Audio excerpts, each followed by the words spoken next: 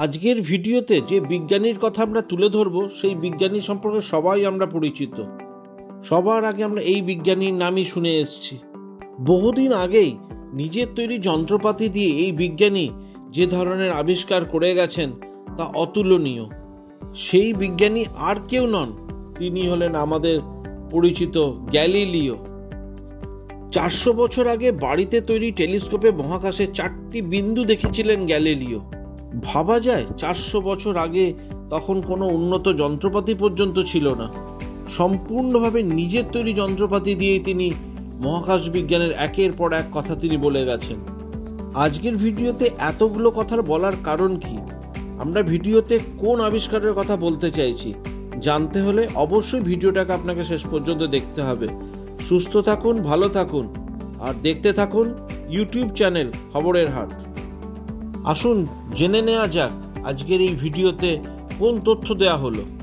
মহান বিজ্ঞানী গ্যালিলিও বাড়িতে তৈরি টেলিস্কোপ দিয়েই মহাকাশে 4টি বিন্দু দেখতে পেয়েছিলেন, তাও এখন নয়, আজকে নয়, তাও 400 বছর আগে।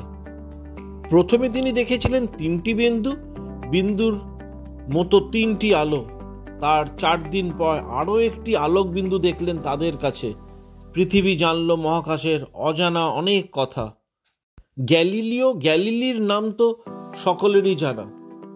তিনি সন্ধে নামলে আকাশ দেখতেন নিজে তৈরি টেলিস্কোপে চোখ রেখে। বাড়িতেই তৈরি করেছিলেন শক্তিশালী টেলিস্কোপ। সময়টা ছিল 1610 সাল। ইতালীয় এই জ্যোতির্বিজ্ঞানী আকাশে 3টি বিন্দু দেখতে পান। সেটা ছিল জানুয়ারি মাস।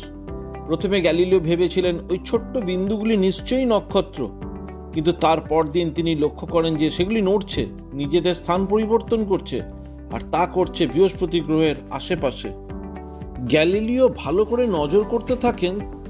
4 দিন পর তিনি আরও একটি বিন্দু দেখতে পান, সেটাও তার স্থান পরিবর্তন করছে। তাদের এই অচেনা গমন ভালো করে নজর করতে থাকেন গ্যালিলিও। তারপর ঘোষণা করেন সেই কথা। গ্যালিলিও বিশ্বকে জানান তিনি বৃহস্পতি গ্রহে 4টি উপগ্রহের সন্ধান পেয়েছেন, যা আজও বিজ্ঞানীদের কাছে প্রাসঙ্গিক। কারণ বৃহস্পতির অনেক উপগ্রহ থাকলেও এখনো 4টি উপগ্রহ নিয়েই যাবতীয় গবেষণা চালিয়ে যাচ্ছেন বিজ্ঞানীরা। গ্যালিলিও বৃহস্পতির 4টি উপগ্রহে দেখা পাওয়ার পর সেগুলিকে রোমান নম্বর 1, 2, 3 ও 4 দিয়ে বোঝাতে শুরু করেন। এর 4 বছর পর 1614 সালে জার্মান জ্যোতির্বিজ্ঞানী ইয়োহান কেপলার বৃহস্পতির 4টি উপগ্রহের নামকরণ করেন।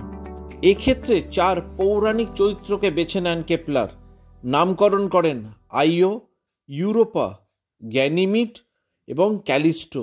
গ্যালিলিও বৃহস্পতির 4টি উপগ্রহ আবিষ্কারের 282 বছর পর বৃহস্পতির 5ম একটি উপগ্রহে দেখা পান আমেরিকান আর এক জ্যোতির্বিজ্ঞানী। ভিডিও ভালো লেগে থাকলে অবশ্যই লাইক, কমেন্টস ও শেয়ার করবেন। আর এই রকম ধরনের খবর দেখতে হলে অবশ্যই চোখ রাখুন এই চ্যানেলে।